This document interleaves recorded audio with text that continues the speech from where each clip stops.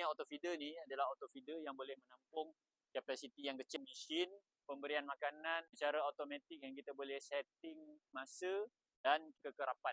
Gunakan panel solar. Jangan risau tentang elektrik, bebas daripada penggunaan bekalan elektrik. Switch je. Kalau aku on, nampak tak? Panel ni kita boleh buka dan tutup apa dia. Yang kita boleh letakkan di luar je, outdoor. Ini dia punya corong. Akan turun kanan daripada sini. Kita boleh setting dia punya waktu. Ni ada tulis current time kat sini, dia ada tulis distance. Distance ni adalah jarak semburan ni sedikit. Dia kelip-kelip. Ada jarak yang sederhana. Dan juga banyak pemberian makanan dia. Ni korang boleh main dekat sini. Kuantiti pemberian makanan tu. Kat sini kita tengok ada timer. Timer ni ada nombor 1. Kita boleh set dia 20 kali kekerapan pemberian makanan. Dengan jumlah pemberian makanan dia sedikit, sederhana ataupun banyak. Macam mana dia run. Kalau dah setting timer, bagi makan ikut timer yang korang tetapkan.